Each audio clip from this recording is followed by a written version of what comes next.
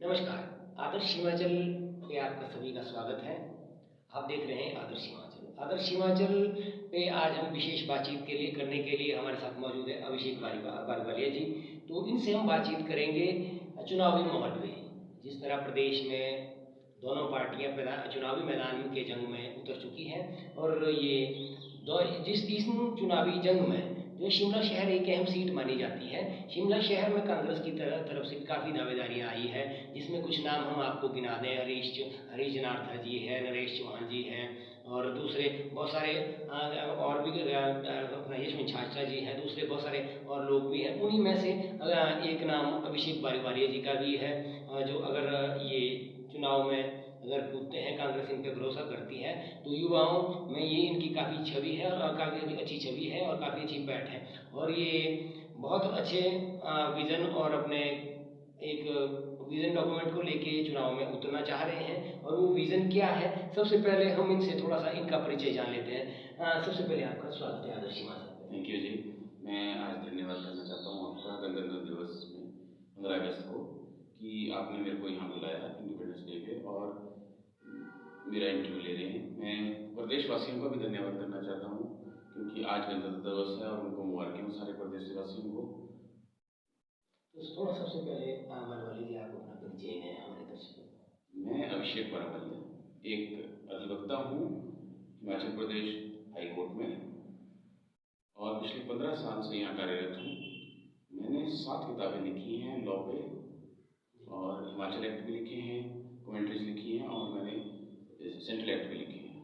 तो ये राजनीति जिस तरह से कांग्रेस पार्टी में आप कब से काम कर रहे हैं और कितने सालों से आप जुड़े हैं, कौन कौन से पदों पर रहे हैं आप? मैं कांग्रेस पार्टी में सन 2002 से जुड़ा हूँ और मैं NSU का प्रेस सेक्रेटरी रहा हूँ। मैं हिमाचल यूथ कांग्रेस का स्टेट सेक्रेटरी रहा हूँ, हिमाचल यूथ कांग्रेस का जनरल सेक्रेटरी रहा हूँ। मैं ट्रेडिशनल स्पोर्ट्समैन भी रहा हूँ यूथ कांग्रेस का। मैं आजकल मैं स्टेट सेक्रेटरी हूँ legal and human right department का कांग्रेस का। अगर कांग्रेस पार्टी अगर युवा चेहरे पे अगर दाव खेलते हैं, तो सबसे पसंदीदा युवा चेहरा शायद आप ही होंगे कांग्रेस की तरफ से।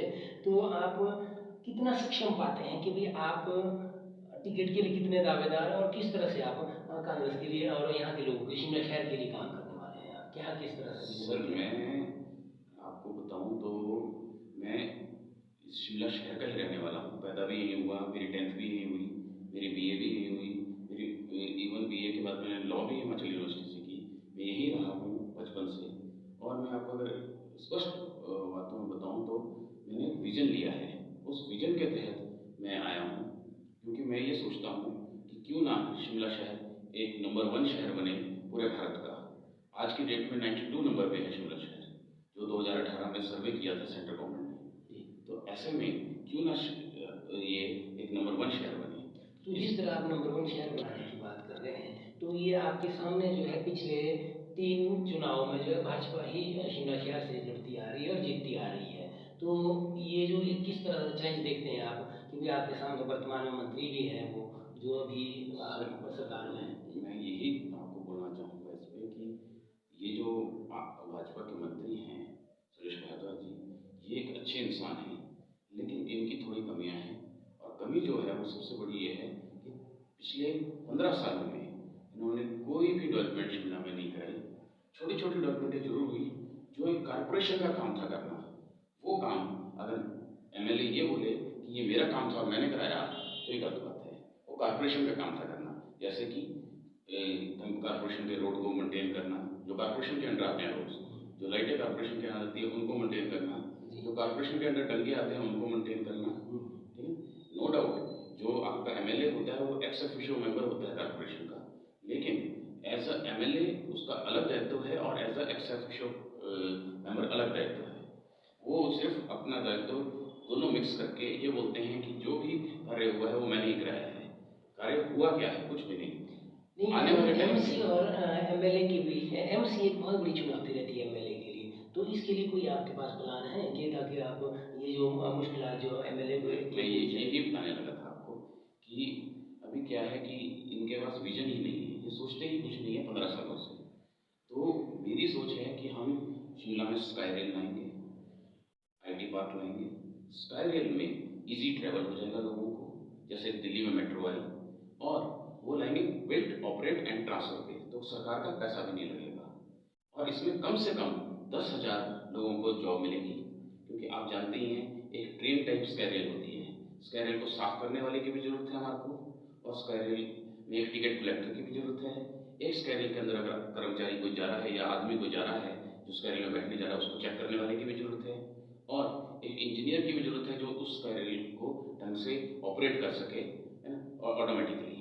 तो हमें हर वर्ग की जरूरत है, पढ़े लिखे की भी और ना पढ़े लिखे। 10,000 जो जॉब आएंगी वो सबके लिए आएंगी। इसके अलावा आईटी पार्क में जो हम आईटी पार्क लाएंगे वो हम लाएंगे SEZ के अंदर, स्पेशल इकोनॉमिकल जोन के अंदर। तो जैसे NGT ने ऑर्डर किया था नेशनल ग्रीन ट्रिब्यूनल ने कि 2.5 मंजिल से ऊपर नहीं बन सकता है, और जो सेंट्रल रोड है इसके ऊपर तो बिल्कुल ही बैन कर दिया, जो कार्ट रोड है हमारा। लेकिन अगर हम स्पेशल इकोनॉमिकल जोन लाते हैं तो ये बैन हट जाएगा, क्योंकि स्पेशल इकोनॉमिक जोन का नया एक्ट आएगा, और नए एक्ट के तहत हम ये बनाएंगे आईटी पार्क। जो आईटी पार्क आएगा इसमें 30 से 40,000 जॉब्स आएंगी, मेरे हिसाब से 40,000 तो मिनिमम जॉब आएंगी। और जो 40,000 जॉब्स हैं इसमें भी सेम है कि एक आपको ड्राइवर भी चाहिए गाड़ियाँ पार्क करने के लिए, ठीक है ना, एक आपको PN भी चाहिए ऑफिस में, ऑफिस स्टाफ को चाय पिलाने के लिए, एक आपको क्लर्क भी चाहिए जो आपको रिसेप्शन में बैठ के गाइड करेगा कि भाई कहाँ कौन सा ऑफिस है, ठीक है ना। इस टाइप से विभिन्न प्रकार के लोग चाहिए, और इंजीनियर्स भी चाहिए, IT इंजीनियर जो वहाँ पे नौकरी करेंगे। तो बड़ी बड़ी IT कंपनी हम लाने की कोशिश करेंगे। ये again built operate and transfer पे आएगा, BOT पे आएगा, ताकि सरकार का पैसा खर्ची ना हो, और सरकार जो कर्जे में डूबी और कर्जे में ना डूबे, जो कि बीजेपी सरकार ने 60,000 करोड़ के 60,000 के कर्जे में ले आया है। जी, जिस तरह से आप कर्जे की बात कर रहे हैं, अपना विजन की बात कर रहे हैं, उसी में एक चीज़ मैं आपसे कहना चाहूँगा। जिस तरह पूरे प्रदेश में कांग्रेस बिखराव नजर आता है कांग्रेस के अंदर, तो शिमला शहर में भी इसी तरह का बिखराव और अलग अलग चेहरे जो दावेदारी पेश कर रहे हैं। तो इस में अगर अलग अलग बिखराव इसी तरह से रहा है, तो जाहिर सी बात है कि आपके सामने अपोजिशन में जो भी कैंडिडेट होंगे, उम्मीदवार होंगे, वो ही जीतेंगे। या फिर अगर कांग्रेस किसी एक आदमी का उम्मीदवार के साथ खड़ी होती है, एकजुटता के साथ खड़ी होगी, या फिर ये चैलेंजेस आपके जो अभी तक चैलेंजेस रहे वो एज इट इज नजर है। सर ऐसा है, हर कांग्रेसी का या हर पार्टी के, किसी भी, चाहे बीजेपी हो चाहे कांग्रेस हो, हर पार्टी के एक वर्कर का, एक पदाधिकारी का एक अपना दायित्व है कि वो जाके टिकट मांग सकता है, ठीक है ना। उसका एक हक है वो कि वो टिकट मांगे जाके, ठीक है ना, उसके लिए अप्लाई करे। सारे ही अप्लाई करते हैं हर बार, जिनको नहीं मिलती है उनमें से कोई एक आधा, जैसे लास्ट टाइम हरीश जनार्दन जी इंडिपेंडेंट खड़े हो गए, फिर भी हार गए। उससे पहले उनको टिकट मिली कांग्रेस से, फिर भी हार गए। अब कांग्रेस ने उनको वाइस प्रेसिडेंट बना दिया है कांग्रेस का, ठीक है ना। तो ऐसा जरूरी नहीं है कि सारे ही हर बार खड़े होंगे, सिर्फ हरीश जनार्दन जी ही खड़े हुए थे लास्ट टाइम, और भरा कम से कम 8 से 10 लोगों ने था टिकट। तो ऐसा है, इस बार मैं उम्मीद करता हूँ कि कोई भी खड़ा नहीं होगा अगर मेरे को टिकट मिलती है, क्योंकि मैं युवा चेहरा हूँ, और सबको पता है कि ये यूथ ही इस कंट्री को चला सकता है। मोदी जी जैसे या बुजुर्ग लोग कोई भी हो जो 70 से ऊपर है, मोदी जी ने तो अनाउंस भी कर दिया कि हमारी पार्टी में 70 से ऊपर हम टिकट नहीं देंगे, ठीक है। तो मोदी जी की बात बिल्कुल ठीक है, 70 से ऊपर हम भी आएंगे, 70 के एज में हम भी छोड़ेंगे पॉलिटिक्स को, क्योंकि जब 60 साल में सरकारी कर्मचारी छोड़ सकता है अपनी जॉब, तो हम क्यों नहीं। मेरा कहने का मतलब ये है आपको कि मेरे हिसाब से जो आपने मेरे को बोला कि ऐसी दिक्कतें आएंगी, ऐसी दिक्कतें नहीं आनी चाहिए।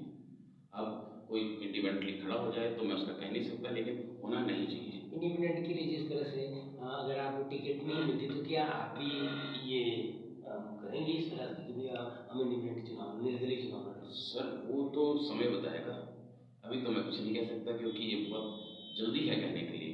अभी 3 से 4 महीने बचे हैं इलेक्शन को।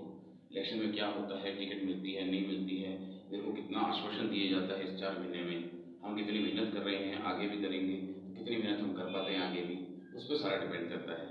एक चीज़ मैं आपसे जानना चाहूँगा, जिस तरह से आप जो है हिमाचल हाई कोर्ट और दिल्ली हाई कोर्ट में, सुप्रीम कोर्ट में भी आप अपनी सेवाएं दे रहे हैं लीगल विभाग में, तो कांग्रेस में भी आप लीगल विभाग में ही सेवाएं दे रहे हैं, तो ये चुनाव लड़ने का ख्याल आपके मन में कहाँ से आया? सर मैं एक शिमला का रहने वाला हूँ, और मैंने बताया आपको एक विजन से आया हूँ। पहले मैं आपको विजन बता दूँ सारा। Sky rail, IT park, Chanshal से पानी जो कि पवर नदी से आएगा, जो प्रोजेक्ट पहले भी एक प्रोजेक्ट बना था मैडम स्टोक्स ने बुलवाया था, और उसके बाद जब वो मंत्री थी, और उसके बाद वो जिले बस्ते में चला गया। उसके बाद हम यहाँ पे 24 घंटे बस चलाएंगे, और एक हम काम करेंगे कि हम सोलर स्ट्रीट लाइट लेके आएंगे, लेकिन ऐसे सोलर स्ट्रीट लाइट नहीं जिसके ऊपर ही सोलर लगा हो और बंदर कूदे और वो सोलर टूट जाए, लेकिन और लाइट अगले दिन जलना बंद हो जाए। हम एक ऐसा काम करेंगे कि हम पैनल्स बनाएंगे सोलर के, बहुत बड़े बड़े, अलग जगह पे, वहाँ से हम तारे बिछाएंगे और डक्ट बना के अंदर, रोड के अंदर से तारे निकालेंगे और उससे लेके आएंगे ताकि हवा में तारे ना लटकें। तो अब आपने पूछा कि ख्याल कैसे आया। अब मैं आपको ये बताता हूँ कि मैं शिमला में रह रहा हूँ, मुझे फैसिलिटी की नाम पे कुछ भी नहीं मिलता है। ये हमसे टैक्स लेती है एमसीबी, ठीक है, हाउस टैक्स भी ले रही है, रोड टैक्स भी ले रही है केवल, ठीक है, रोड कच्चे हैं, आपको पानी तीसरे दिन आता है।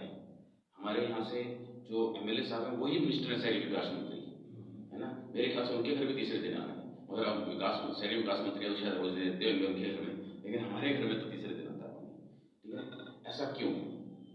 जब शहर में 2018 में यहाँ पानी नहीं था और लाइनें लगी माल रोड पे भी पानी के लिए टैंकर के सामने, तो हाईकोर्ट ने ऑर्डर किया कि जो हमारे सेशन जज साहब हैं वो रोज जाएंगे और इसको चेक करेंगे।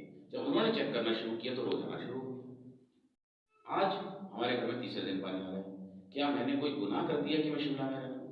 चंडीगढ़ वालों को, सोलन वालों को रोज पानी मिलता है, सोलन हमारे साथ ही है, उसको भी रोज पानी मिलता है, क्यों ऐसा क्यों है? तो इसके लिए कोई विशेष प्लान है? हाँ जी सर, मैं तभी आपको बोल रहा हूँ कि अभी जो मैं बात खत्म करने पे आ रहा हूँ कि आपने पूछा कि आप कैसे आपका इरादा हुआ खड़े होने का। मेरा इरादा ऐसे हुआ कि इन सारी कुरीतियों को, क्योंकि मेरे घर में पानी तीसरे दिन आ रहा है, कोई हमारे यहाँ पे स्काई रेल का कोई सिस्टम नहीं है, लेकिन कोई सोचता भी नहीं है, IT विभाग का नहीं है, बच्चे यहाँ से गुड़गांव पढ़ने जा रहे हैं, कल को मेरे बच्चे भी होंगे, वो भी गुड़गांव जाएंगे, जॉब करेंगे, पढ़ेंगे, क्यों? यहाँ पे अच्छी यूनिवर्सिटी नहीं आ सकती शिमला में। एक हिमाचल प्रदेश यूनिवर्सिटी है शिमला में, शिमला शहरी के अंदर, और कोई यूनिवर्सिटी नहीं है शिमला शहरी के अंदर।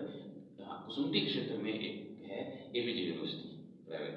इसके अलावा यहाँ से बहुत दूर चले जाएं आप तो सोलन डिस्ट्रिक्ट में 2 यूनिवर्सिटियाँ हैं, सोलन डिस्ट्रिक्ट में तो 8-9 यूनिवर्सिटी हैं।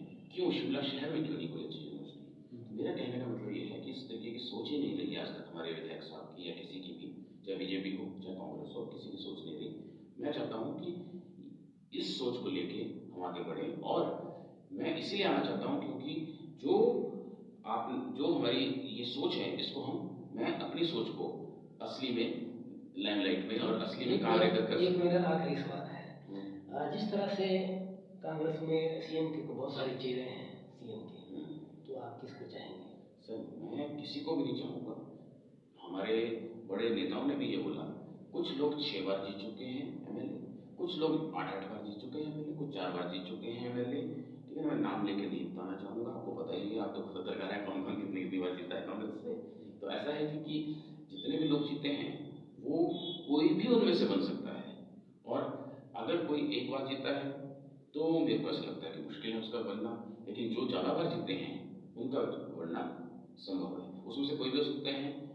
और कुछ ऐसे नेता हैं, वरिष्ठ नेता हैं हमारे, जो राजा साहब जब जिंदा थे तो उस टाइम पे भी मिनिस्टर रहे हैं 5-5 बार, उनमें से भी कोई बन सकता है। इस बार लड़ते हैं, उनको टिकट मिलती है, पता नहीं अब किसको टिकट मिलती है, कौन लड़ता है, किसकी टिकट कटती है, ये हमें नहीं पता, क्योंकि कांग्रेस ने बोला है 50% युवाओं को टिकट मिलेगी, तो अगर मिलती है तो फिर वो कईयों की टिकटें कटेंगी। तो अब कौन बनता है, कौन जीत के आता है, वो समीकरण तो तभी पता चलेंगे। जी आदर्श हिमाचल से बातचीत करने के लिए धन्यवाद। तो बने रहिए आदर्श हिमाचल के साथ। जय हिंद, जय हिमाचल।